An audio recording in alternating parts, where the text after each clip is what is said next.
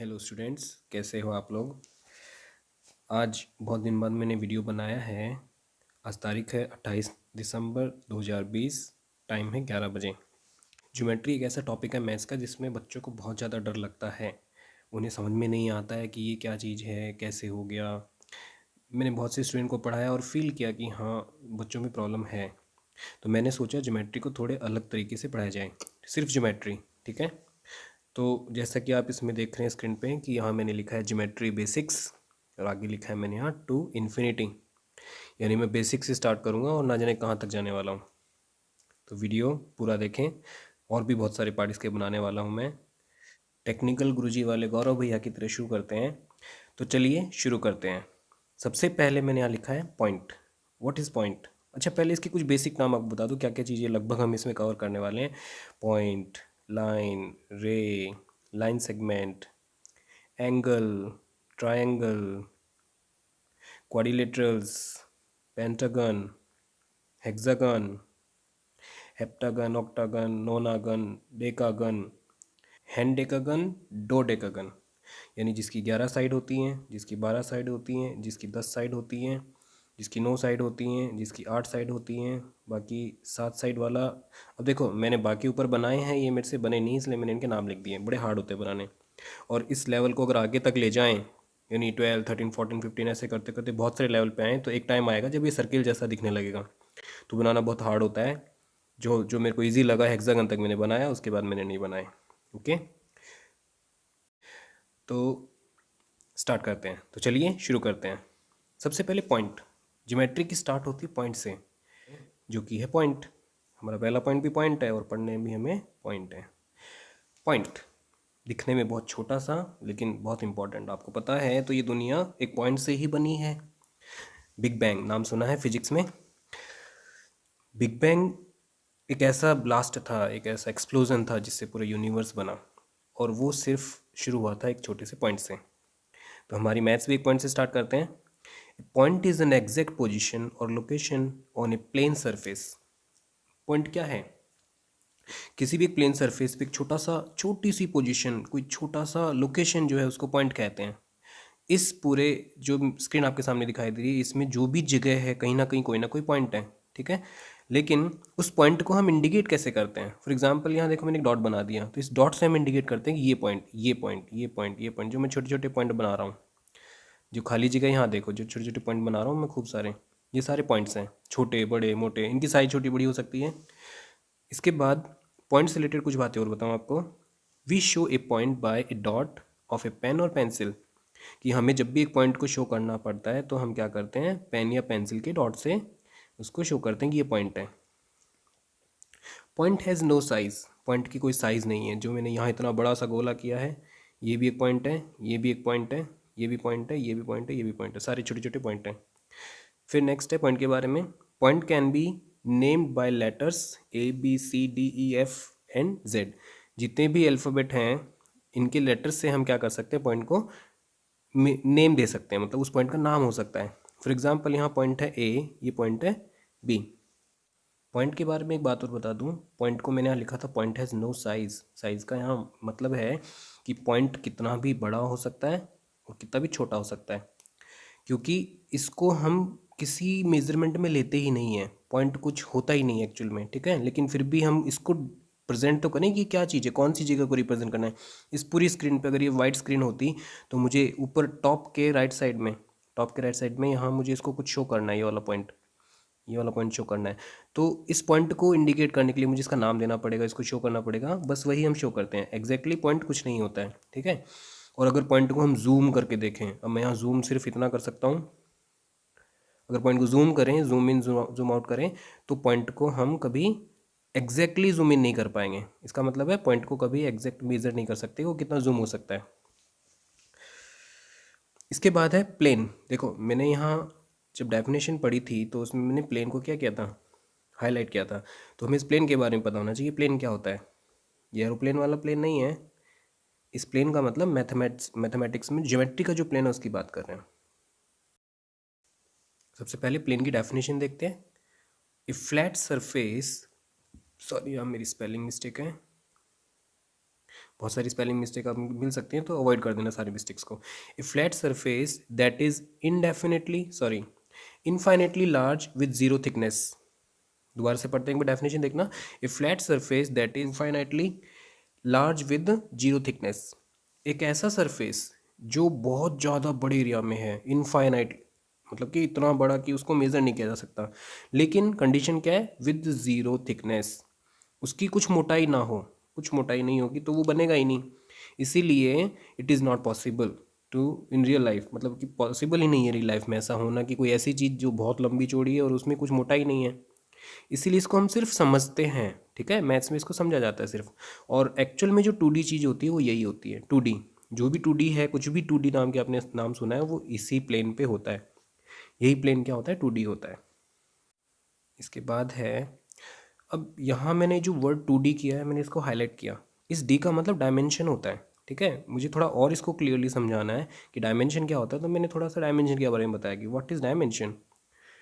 देखो, इसको समझाना वैसे बहुत मुश्किल होगा, मैंने फिर भी कोशिश की है कि जीरो डायमेंशन से लेके जितने डायमेंशन मैं जानता हूँ उतने मैं आपको थोड़ा बता पाऊँ।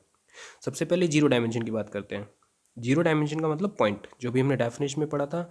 पॉइंट की डेफिनेशन कहती है कि पॉइंट किसी भी एक सरफेस का, किसी भी एक प्लेन का एक वो पार्ट होता है, वो लोकेशन होता है जिसका कोई कोई डायमेंशन नहीं होता है।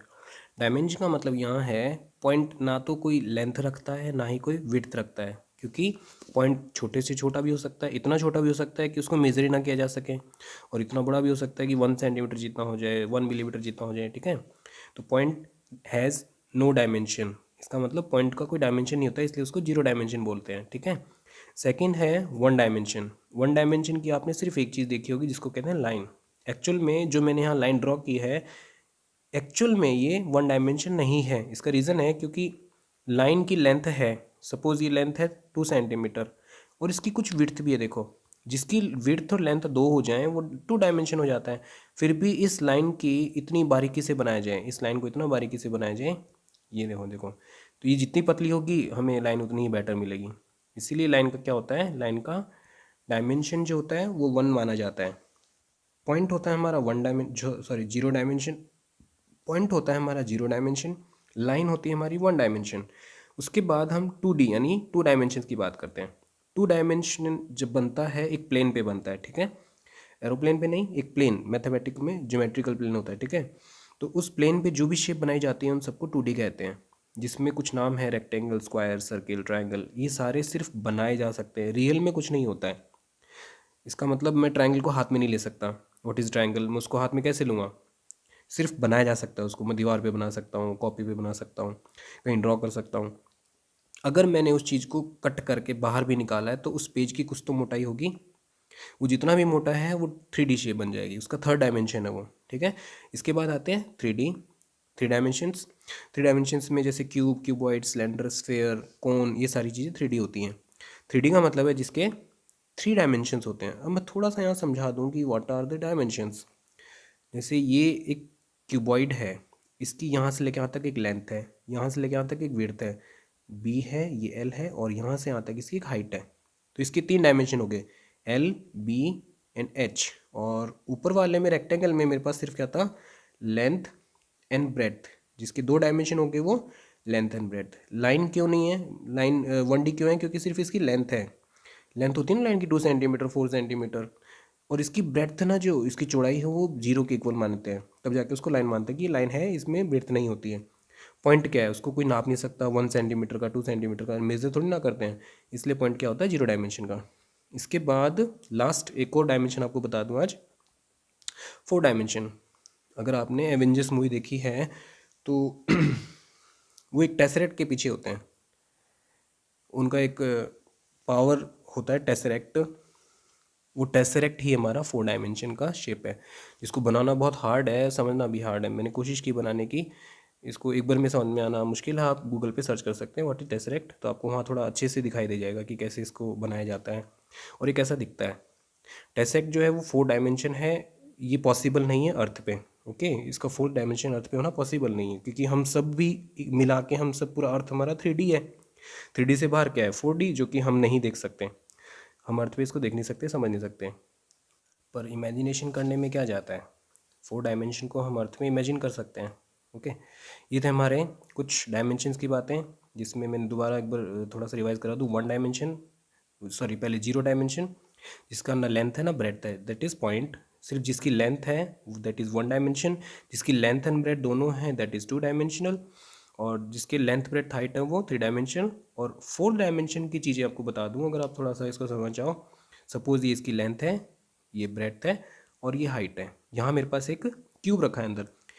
इसके बाद जो 4th डायमेंशन है ये इसकी विड्थ है। अब इसको विड्थ को मैं नहीं बोल के इसको डीपनेस बोलता हूँ, इसकी डेप्थ है, इसको डेप्थ यूज़ करते हैं। ये डेप्थ ऐसे समझना मुश्किल होगा, लेकिन फिर भी मैं इसको डेप्थ बना के छोड़ रहा हूँ यही, ठीक है। समझना और समझाना दोनों ही मुश्किल है, मेरे लिए भी और आपके लिए भी। एवेंजर्स मूवी से पहले मैं भी टेसरेक के बारे में नहीं जानता था कि टेसरेक जैसी भी कोई चीज़ होती है, लेकिन बाद में पता चला कि हाँ टेसरेक जैसी भी कुछ चीज़ होती है जिसको हम स्टडी कर सकते हैं। इसलिए मैंने इसको फिर अपनी पढ़ाई में डाला कि ये चीज़ भी पढ़ने लायक है।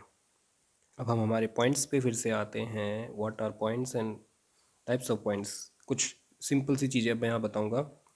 पॉइंट्स जो होते हैं वो 2 टाइप के बोल सकते हैं आप। नॉर्मली बच्चों की स्टडी में ही बताया जाता है उनको कि interior point and exterior point. Interior मतलब किसी भी शेप के अंदर जो पॉइंट है वो इंटीरियर, और किसी भी शेप के बाहर की साइड जो पॉइंट है वो एक्सटीरियर।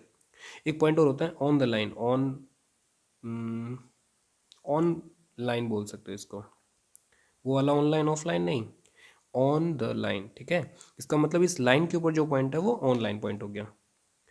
इसके बाद पॉइंट्स को थोड़ा और डिस्क्राइब करते हैं बड़े लेवल पे। एक आता point equidistant point. Equidistant point का मतलब जैसे नाम से इसका पता चल रहा है कि किसी एक जगह से इक्वल डिस्टेंस पे जो पॉइंट है उनको कहते हैं। फॉर एग्जांपल मैंने एक ड्राइंग बनाई है जो ए बी इंडिकेट करता है, पॉइंट ए एंड बी। इन पॉइंट के बीच में एक पॉइंट है सी। अब यहाँ से ए से सी का डिस्टेंस है 5 सेंटीमीटर और सी से बी का डिस्टेंस है 5 सेंटीमीटर। इसका मतलब ये जो सी है वो इक्वी डिस्टेंस है, कहाँ से, ए से और बी से। क्या कह सकते हैं इसको, A C is equal to C B, they are equidistant, मतलब कि इनके बीच का डिस्टेंस सेम है। फिर एक और वर्ड है कोलिनियर पॉइंट्स। अब इसको 10th क्लास तक के बच्चे नहीं समझ पाते कि कोलिनियर पॉइंट्स क्या होते हैं। टीचर जब समझाते हैं तब उनको समझ में आता है, अच्छा ये है। फिर 11th में फिर भूल जाएंगे, देखना, क्योंकि अब तक पीछे इतना अच्छे से समझा नहीं उन्होंने। कोलिनियर बड़ी सिंपल सी चीज़ है। कोलिनियर मतलब एक साथ एक लाइन पे कुछ पॉइंट्स होते हैं, उनको क्या कहते हैं, कोलिनियर पॉइंट्स कहते हैं। फॉर एग्जांपल यहाँ एक मैंने लाइन बनाई, इस लाइन पे पॉइंट ए है, बी है, सी है और डी है, 4 पॉइंट है, तो ये चारों ही आपस में क्या है, कोलिनियर हैं। इसके बाद एक और थोड़ी हाई लेवल पे चलते हैं, तो पॉइंट्स ऑफ कॉन्करेंसी मैंने यूज़ किया है। कॉन्करेंसी क्या होता है, पॉइंट्स ऑफ कॉन्करेंसी एक साथ पढ़ते हैं इसको। इसका मतलब जब 3 लाइनें किसी जगह पे इंटरसेक्ट करती हैं, 3 या 3 से ज़्यादा लाइनें किसी एक जगह पे इंटरसेक्ट करती हैं, तो वहाँ जो पॉइंट बनता है उसको क्या कहते हैं, पॉइंट्स ऑफ कॉन्करेंसी। जैसे इसकी डेफिनेशन लिखी है मैंने, ए पॉइंट वेयर 3 और मोर लाइन्स इंटरसेक्ट। जहाँ 3 या 3 से ज़्यादा लाइन इंटरसेक्ट करती है उनको क्या कहते हैं, पॉइंट्स ऑफ कॉन्करेंसी। मैंने इसके कुछ एग्जाम्पल भी लिखे हैं जो आपको 10th क्लास में 9th क्लास में सुनने को मिले होंगे। जैसे एक एग्जाम्पल लिखा है मैंने ऑर्थो सेंटर, एक लिखा है मैंने इन सेंटर और एक लिखा है सरकम सेंटर, क्योंकि यहाँ पे 3 लाइनें मिलती हैं ट्राइंगल की, मिड पॉइंट्स मिलते हैं, एल्टीट्यूड मिलते हैं, ठीक है। उसके बाद एक टॉपिक है 10th क्लास में आरबीएससी के सिलेबस में, लोकस, और उसमें भी बच्चे कंफ्यूज, क्योंकि मैंने क्या बोला था, मैंने जब देखा कि बच्चों को ज्योमेट्री में प्रॉब्लम होती है तो मैंने सोचा कि हाँ उनके लिए कुछ इजी करके कुछ बनाया जाए। लोकस वैसे कुछ भी नहीं है, a shape created by a set of points whose position satisfies a given set of rules. लंबी चौड़ी डेफिनेशन लग रही है लेकिन कितनी सिंपल है, देखना। किसी भी पॉइंट्स के सेट से एक शेप जो बनती है और उसकी जो पोजीशन होती है, उस पॉइंट की पोजीशन जो है, वो जो रूल हैं, कुछ भी रूल होंगे, रूल का मतलब कि इक्विडिस्टेंट हो सकते हैं, तो उसको सेटिस्फाई अगर करती है तो उसको लोकस कहते हैं। एक छोटी और इजी डेफिनेशन और लिखी मैंने, it is a special set of points. देखो यहाँ भी वही बोल रहा है कि सेट्स है, एक सेट है पॉइंट्स का विच satisfies the certain given condition. वो एक सर्टेन गिवन कंडीशन को सेटिस्फाई करती है, इसलिए उसको क्या कहते हैं, लोकस कहते हैं। तो डेफिनेशन से क्लियर हो जाता है। इसके एग्जांपल थोड़ा सा मैं समझाऊँ अगर आपको, तो एक सर्किल और उसका सेंटर, सेंटर से लेके सरकमफ्रेंस तक का डिस्टेंस सेम होता है, यानी इक्वल होता है। और यही सेट है रूल्स का कि जहाँ एक ऐसा पॉइंट जहाँ से सर्किल के सरकमफ्रेंस के सारे पॉइंट इक्वल डिस्टेंस पे हैं, तो ये क्या हो जाएगा, लोकस ऑफ द पॉइंट। इसको लोकस बोल सकते हैं। ये सेट जो बना है वो पॉइंट्स का सेट मिला के सर्किल बन रहा है। रूल क्या बन रहा है, देखो फिर मेरी स्पेलिंग पे मत जाना, सर्किल मालसी हो जाता हूँ कई बार लिखने में। तो ये जो सेंटर है यहाँ से हर जगह इक्वल डिस्टेंस पे है, तो ये बन जाएगा लोकस। ज्योमेट्री से बोर मत होना, ज्योमेट्री बहुत अच्छी चीज़ है, पढ़ने में मज़ा आता है। अभी सिर्फ हमने छोटा सा टॉपिक क्लियर किया है, जितना मुझे लगा कि हाँ ये सही है पढ़ने के लिए, 10 क्लास तक के बच्चों के लिए एकदम सही है पढ़ने के लिए, उतना मैंने वीडियो बनाया है। और बाकी के अभी बहुत सारे टॉपिक बचे हैं, जैसा आपने ऊपर देखा था कि कितनी सारी चीज़ें अभी हम पढ़ सकते हैं इसमें। यहाँ से स्टार्ट करते हैं।